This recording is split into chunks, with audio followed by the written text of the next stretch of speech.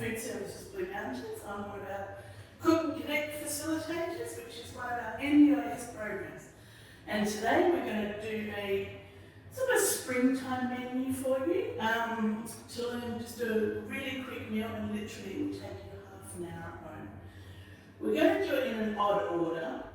We're going to cook the dessert first, because by the time the dessert's cooked, your main meal will be ready too.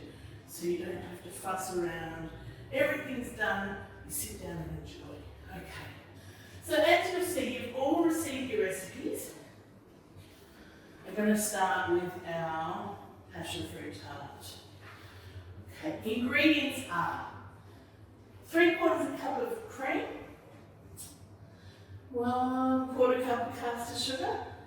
Here we have the pulp of 2 passion fruits. Now, you can cheat and buy it in a tin, which is much easier. We have half a lemon squeezed, beautiful lemons at the moment, and then 4 eggs. Very easy recipe. The base of the recipe is a sheet of short crust pastry. Now, you can do it in a flan tin like this, which is about, I think it's 27 centimetres. But today I'm making it in little flan tins. You can do it in any baking tray. You can even do it in a muffin tin. So for doing this one, I cut them into squares. Our pastry. What you're going to do, even with the big one or the small one, you just pop it in and you ease it down to the bottom gently. And then you just push it over the sides, and then you can just get rid of all the excess. Oh, one step I forgot to tell you is firstly spray it with some spray oil to grease it so it comes out nicely. Now, the secret is, a lot of the time you'll get a pastry at a cafe or somewhere, or you'll cook one and the base will be raw. So what we do is blind cook it. Blind bake it, actually. Pop a bit of parchment paper, so greaseproof paper, into the actual tray, and then pop some baking beans. These are just, we use these over and over in the cafe. There were red kidney beans, I think, originally. But you can put dry pasta, you can put rice, anything that will weigh it down. And you can actually buy baking beans. Big W, they have them. So what you've already done is you've preheated your oven, as it says on the instructions. You preheat it to 190. Pop this into the oven. I always put them on an oven tray, especially if you move 4. You put 4 little ones on an oven tray, pop it in. The big one even on an oven tray, because when we go to put the filling in, sometimes it leaks out the bottom. So if it's on a tray, it'll stop the leak and it won't go all over your oven. So once that's done, you pop it in until it's golden. And it comes out. Here's one I prepared earlier, like all good cooking shows. So it comes out nice and golden. That's been cooked in there for 10 minutes at 190. Little pastry shell now. And what we'll do is get on to making the mixture. So, firstly we're going to do our eggs. Now, here's the secret to eggs. You never crack an egg straight into the bowl you're going to use. You never crack an egg into flour. You never crack an egg into anything. Because it's easier to get rid of a rotten egg on its own than when it's in a mixture. You're not going to throw away the whole mixture, you're going to throw away one egg. So you crack your egg into the bowl, make sure it's got no shell in it, and then pop it into that bowl. It seems tedious, but it will save you time in the long run. It will save you ruining a whole recipe for one egg. Or for getting shell in it. You don't want crunchy part. Okay. 4 eggs. And then there's no order except for this. This is the order. The first thing that has to go in. That's the order. Then you put in everything else. So pop in our cream, our passion fruit, which I must say are fabulous at the moment as well. Lemons and our sugar. And I like to whisk with a fork. It's personal preference. You can whisk with a whisk or a fork, but I just find it really easy. And the whisking process is you're putting it under the ingredients and lifting it up in a circular motion. You want it to break your egg yolks so they're all mixed in with the sugar and all the other ingredients. And it comes out looking, oh, just like sunshine.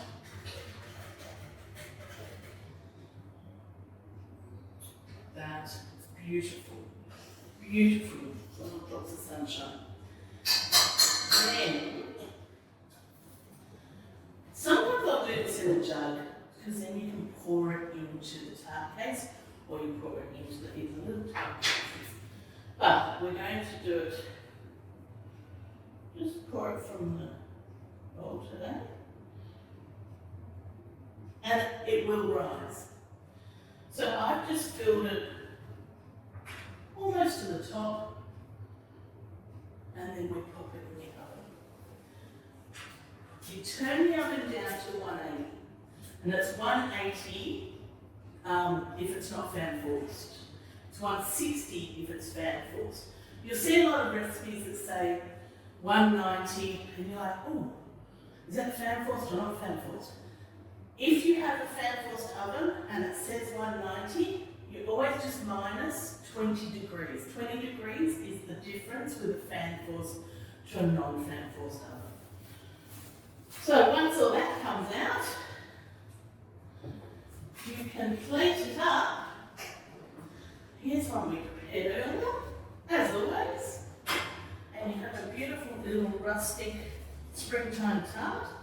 Pop a bit of cream on the side. Bit of ice and sugar on top, and people will think you bought it from a cafe, like Ben Roberts. Fabulous. Now we are going to do our Greek salad.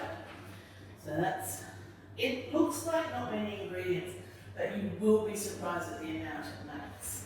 Now, you'll also notice that the dressing for it is just olive oil, oregano, and salt.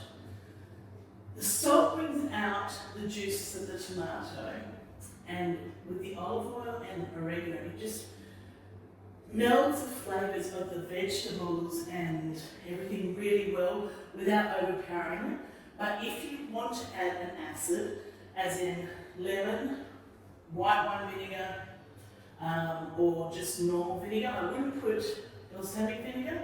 Some people would, I wouldn't. Or red wine vinegar is another really good one with Mediterranean cooking. By all means, go ahead. So what we start with is 1 cucumber, 1 tomato, 1 Spanish onion. So Spanish onions are the purple ones. Now, if you don't like onion, you can use half of it. If you love onion, use the whole thing.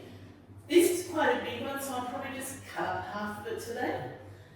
And then 2 sticks of celery. So when you get to the celery, I use these little sticks that you can buy already deheaded. They're a bit thicker than the other ones, and they're really convenient. All the work's done for you. We have olives that we pop on at the end, and feta that we pop on at the end. Now you can use any feta. I use Danish feta. It's a really creamy texture, and I use pitted Kalamata olives. You don't want to bite into an olive pit when you're eating your Greek salad, trust me. Dentists might like it, but you won't. Okay, so what we're going to start off with is we're going to cut our tomato.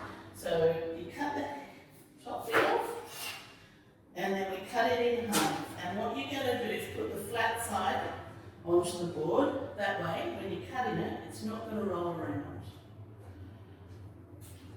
So you put your hand flat on top, and you're just going to sort of cut through the middle, but you're not going to cut all the way to the end, just through the middle of the tomato so it's still connected. And then you're going to do what we call as the bridge hold. So it's basically you're grasping your tomato from the sides so your knife can go through the middle.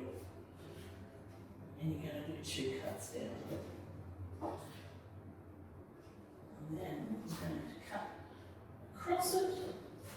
And the little bit that's stuck together, just give it another little slice. So you end up with sort of 1 centimetre cubes. And we pop that into our bowl. Same with the next part. And just like what we're doing here with salt in the tomato, when you're making a salad sandwich, you salt your tomato because it brings out a lot more flavour than if you put salt on the lettuce, put on the carrot, you salt your tomato. Now, a pinch of salt to me, I say 1 second. So a pinch of salt is like 1 to the count of 1. If you love your salt, have at it. But count of 1 with the salt is fine for it. Now we're going to do our Lebanese cucumber. So we chop and tail it, and then cut through the middle. Again, you put the flat side onto the board. Now a lot of people love taking the seeds out. Don't, it's a waste. Lebanese cucumbers don't have the bitterness that the Telegraph cucumbers have, so there's actually no need to either peel it or cut the middle out. So once you put them flat on the board, you're going to again cut them into 3 batch lines. Again, grab them in a group and just cut them into cubes again. If you want it chunkier, go chunkier. It's all up to you, it's your recipe. Oh, that flew across the room. And then we're going to do exactly the same with the celery.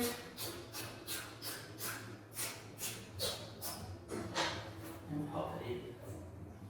This is one of the easiest salads, and it's even better if you make it the day before. And because you don't have a copious amount of liquid on it, it's not going to go soggy. And because these veggies are really hearty, it's not going to go soggy. If you had lettuce in it, then it would go soggy. Then it wouldn't be a Greek salad. That's a whole other story. Okay, so I'm going to cut these into round. Because I think that looks really nice on the salad. You break it all up, and then you have beautiful, beautiful rounds of the onion, and give it a mix around. You can cut your onion into cubes if you like it like that.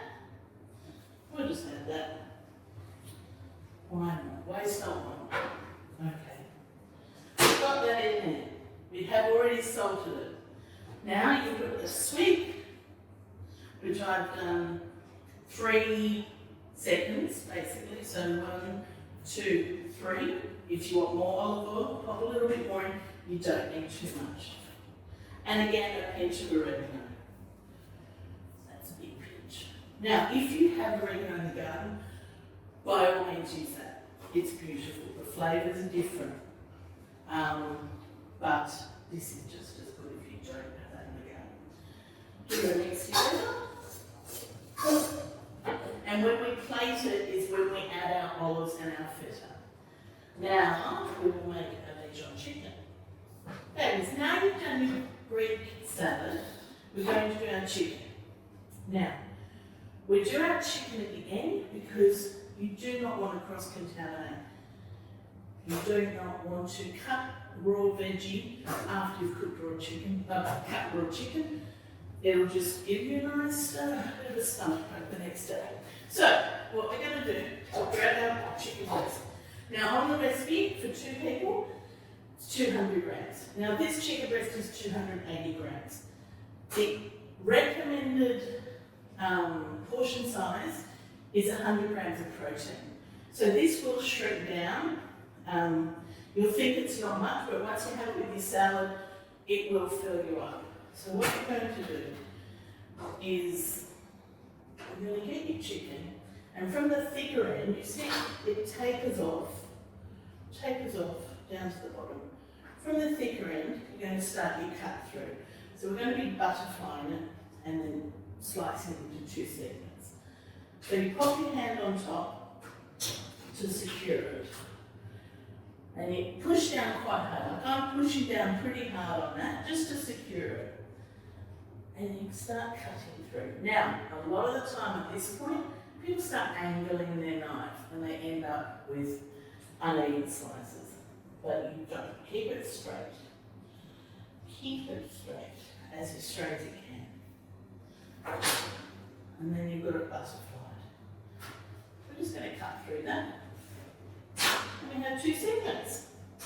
Easy. Now, secret I do is freeze my chicken breasts, and then once I'm thawing them out and they're hard thawed, then I cut through them because they're still nice and hard. They don't, it's easier to get the knife through, and you don't have to press down as hard. But it's easier, a lot easier.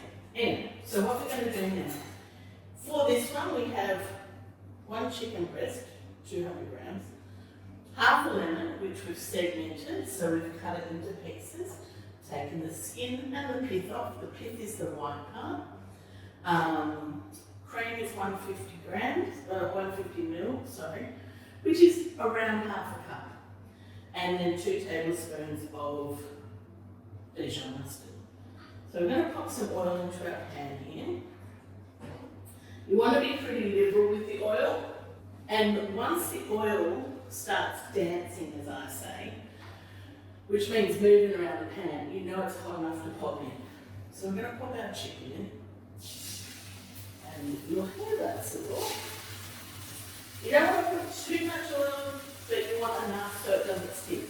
But too much, because this also goes into our finished product at the end, so you don't want too much oil. So we pop our chicken in, we let that cook on each side, normally about 2-3 minutes on each side. What we do once we've heated it, or we've cooked it through,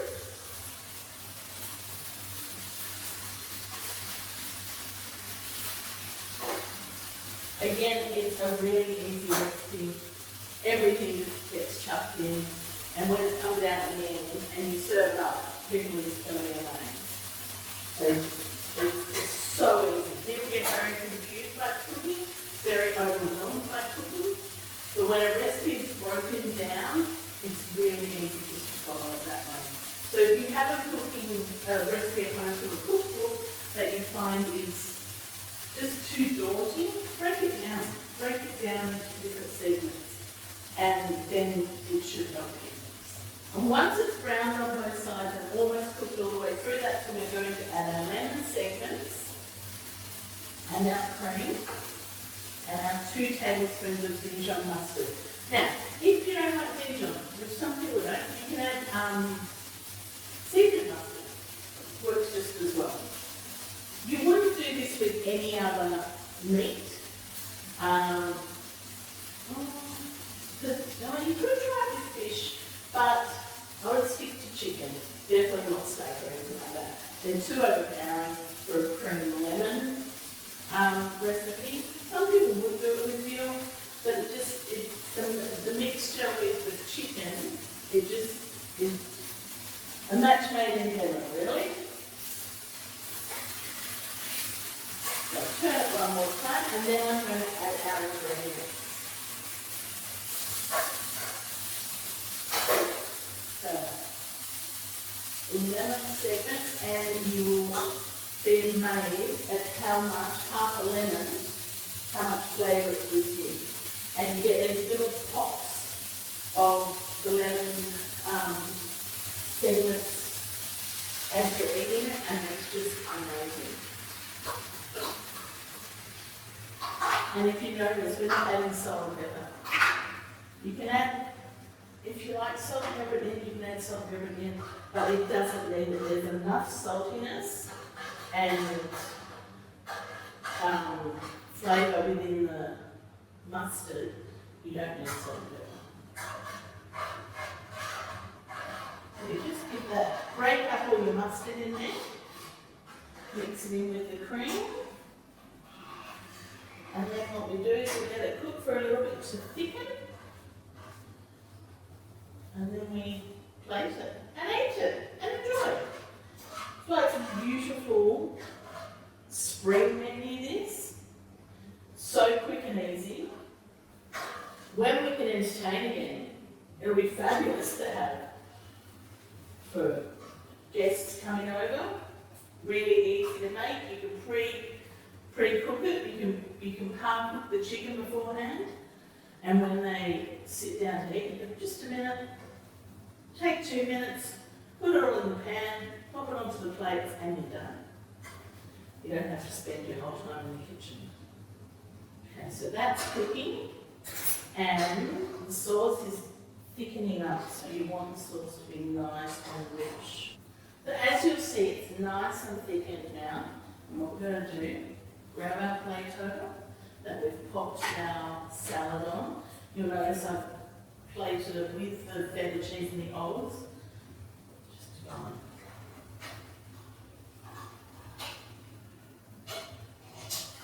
Get one of your chicken pieces. Spoon.